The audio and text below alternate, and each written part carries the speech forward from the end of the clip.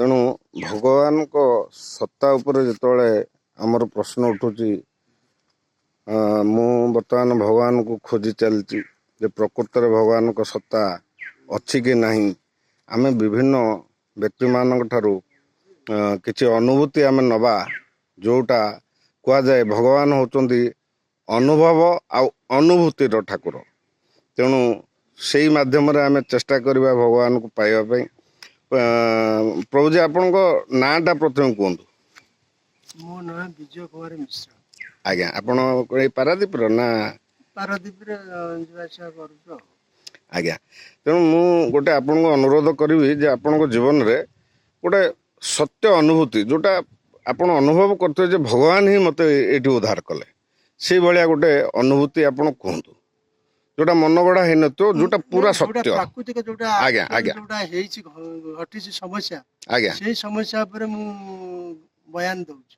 ଆଜ୍ଞା ସେ ବୟାନ ଭିତରେ ମୁଁ ଶତଦୂର ପୁରା ଭିତରେ ମୁଁ ବୁଡ଼ିକି ରହି ମୋତେ ଶତ୍ରୁ ସବୁ ପ୍ରକାର ଚାରି ପାଖରେ ଘେରିକିରି ମୋତେ ପୁରା ଅଣନିଶ୍ୱାସ କରିଦେଉଛି।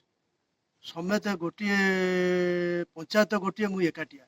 ଆଜ୍ଞା ମୁଁ ଏଭଳି ପରିସ୍ଥିତିରେ ମୋର କେହି ନାହିଁ, ଆଜ୍ଞା ଟଙ୍କା ବଳ ନାହିଁ, ଧନ ବଳ ନାହିଁ, ଲୋକ ବଳ ନାହିଁ, ଆଜ୍ଞା କେହି ନାହିଁ ମୋ ପାଖରେ।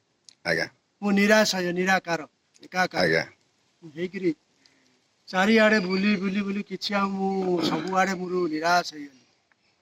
ଭଗବାନ ମୋତେ ବାଟ ଦେଖିଲେ, ଭଗବାନ ତୋର କିଛି ହେଇପାରିବନି, କେହି କିଛି କରିପାରିବେନି। ସେ କେତେ ବାଟ ଦୌଡ଼ୁଛନ୍ତି, କେତେ ବାଟ କ'ଣ କରୁଛନ୍ତି, କେତେ ବାଟ ଯାଉଛନ୍ତି, କିଛି କେହି କରିପାରିବେନି। ସେଇ ତାଙ୍କରି ଆଶ୍ରୟ, ତାଙ୍କରି ବଳରେ ମୁଁ ଆଜି ବର୍ତ୍ତମାନ ମୁଣ୍ଡ ଟେକି ବାଟ ଚାଲିଛି। ସେ ହିଁ ମୋତେ ବାଟ ସଦ୍ବୁଦ୍ଧି ସଦ୍ଜ୍ଞାନ ଦେଇ ଏ ଦୁନିଆ ଜଗତରେ ବାଟ ଦେଖେଇଛନ୍ତି। ଯେଉଁମାନେ ମୋ ସାଙ୍ଗରେ ପ୍ରଭୁ, ମୋ ସାଙ୍ଗରେ ଯେଉଁମାନେ ହିଂସା କରି ଚକ୍ରାନ୍ତ କରି ଲାଗିଥିଲେ, ସେମାନେ ପ୍ରଭୁ ଆସି ମୋ ପାଖରେ ବହୁତ ଶରଣ ପଶିଛନ୍ତି। ଆଜ୍ଞା ସେମାନେ ଆସିକିରି ସବୁ ମଡ଼ା ଖାଇ ଥାନା କୋର୍ଟ କଚେରୀ ସବୁ ପ୍ରକାର ସମସ୍ୟା ହେଇ ସମସ୍ତେ ଆସିକିରି ମୋ ପାଖରେ ସରେଣ୍ଡର ହେଇଛନ୍ତି। ଆଜ୍ଞା, ତେଣୁ କଥାରେ କୁହାଯାଏ ଯେ ସତ୍ୟର ପଥେ ଥିବ ତାର କଣ୍ଟା ସବୁବେଳେ ପାଇଁ ପାଦ ଧର୍ମର ହେବ ଛୁଇଁବ ଜୟ। ନାହିଁ। ଆଜ୍ଞା ଆଜ୍ଞା ଆଜ୍ଞା, ଧର୍ମର ଯୁଗେ ଯୁଗେ ଜୟ, ଏଇଟା ସବୁ ତ ନିଶ୍ଚୟ ସତ୍ୟ କଥା। ନିଶ୍ଚିନ୍ତ ଆଥିରେ ତିଳେ ମାତ୍ର ମିଥ୍ୟା ନାହିଁ। ଆଜ୍ଞା ସେଇ ଧର୍ମକୁ ରଖିକି ଆଖି ଆଗରେ ମୁଁ ଆଜି ବାଟ ଚାଲୁଛି। ଆଜ୍ଞା, ଦିନ ରାତି ସଦା ସର୍ବଦା ସବୁବେଳେ ପାଇଁ ତାଙ୍କରି ନାମ ଗାନ ଗାଇ ବାଟ ଚାଲୁଛି। ସେ ହିଁ ସବୁ ବାଟ ଦେଖାଉଛନ୍ତି। ମୁଁ କିଛି ମୋ ବ୍ୟକ୍ତି ମାନଙ୍କୁ ସାଙ୍ଗରେ ପ୍ରକୃତରେ ମୁଁ ଭଗବାନଙ୍କୁ ମୋ ସାଙ୍ଗରେ, ମୋ ଏଇ ବାଇକ୍ ଗାଡ଼ିରେ ମୁଁ ଦିନେ ଅନୁଭୂତି କରିଛି, ମୋ ସାଙ୍ଗରେ ଭଗବାନ ଆଜ୍ଞା, ବସିଛନ୍ତି। ସେଇ ଅନୁଭୂତିଟା ଟିକେ କୁହନ୍ତୁ। ଆଜ୍ଞା ଦିନେ ବିଗତରେ ହୁଁ ଝିପି ଝିପି ବର୍ଷା ହଉଥାଏ। ଆଜ୍ଞା ମୁଁ ଆଡ଼େ ବାଟରେ ଯାଉଛି, ମୁଁ ବର୍ଷାରେ ଠିଆ ହେଇଗଲି। ଆଉ ଟିକେ ଛାଡ଼ି ଯାଉ ଯିବା ଆଉ। ସେ ବର୍ଷା ଟିକେ କମିଗଲା, ମୁଁ ସବୁଠୁ ବାହାରିକିରି ଗଲି, ଗୋଟେ ଦୋକାନରେ ଆଶ୍ରୟ ନେଇଥିଲି। ଯିବା ଆଜ୍ଞା ଫଳରେ କିଛି ବାଟ ପରେ ଗୋଟେ ପୋଲ ପାଖରେ ଗୋଟେ ପାଠ କଲେଜ ପିଲାଟିଏ, ପୁଅଟିଏ, ସେ କୋଉଠି ପୋଲ ପାଖରେ ଠିଆ ହେଇଥାଏ। ମୋତେ ସବୁଠୁ ହାଟ ଦେଖେଇଦେଲା, କହିଲା ଆଉ ଭାଇନା ଆମେ ଟିକେ ଯିବୁ, ଆଉ ଖରା ହେଇଥାଏ 10ଟା 11ଟା ଖଣ୍ଡେ ହେଇଗଲାଣି। ଏ ଛୋଟ ପିଲାଟା କଲେଜରେ ଯାଇଛି, ପଢ଼ିଛି, ଖାଇବା ପିଇବା ଅସୁବିଧା ହେଉଛି, କାଳେ ଯିବୁ କେତେବେଳେ ଡେରି ହେବ, କେହି ପାଖରେ ନାହାନ୍ତି, ସବୁ ସେତେବେଳେ ସୁନସାନ ସମୟ। ମୁଁ ସେଠୁ ବର୍ଷା ହେଉଥାଏ, ମୁଁ କହିଲି ହଉ ବସ।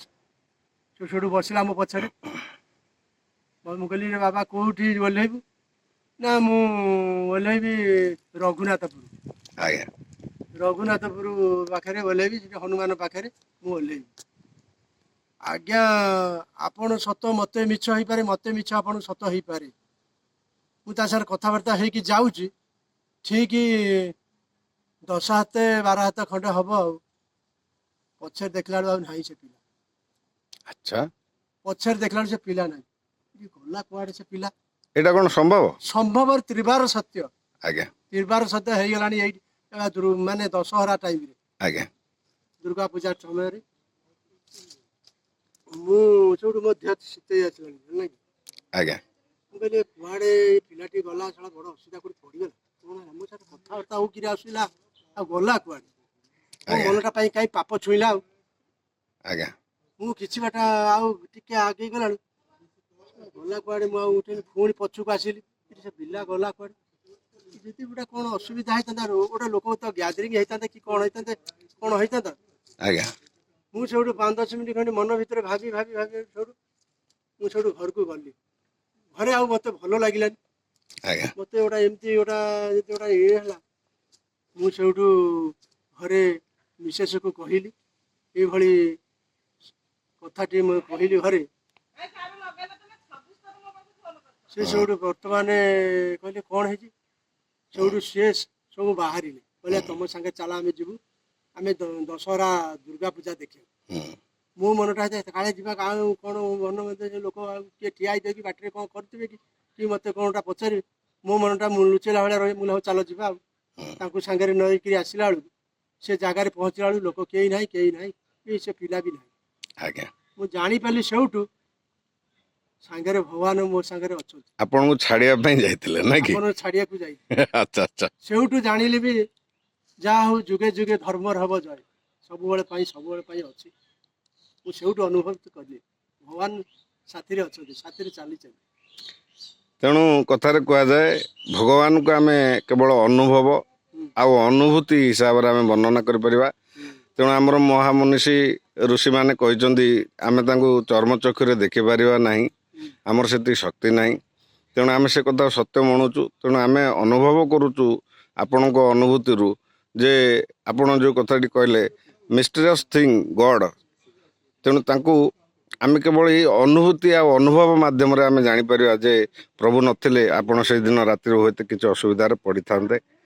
ସେଇ ଅନୁଭବଟା ଆପଣ ପାଇଲେ ଯେ ପ୍ରଭୁ ଆପଣଙ୍କୁ ସାଥିରେ ବସିକି ଯାଇକି ଆପଣଙ୍କୁ ଘରେ ଛାଡ଼ି ଦେଇ ଆସିଲେ। ଏହା ତ? ହଁ। ଜୟ ଜଗନ୍ନାଥ, ଧନ୍ୟବାଦ।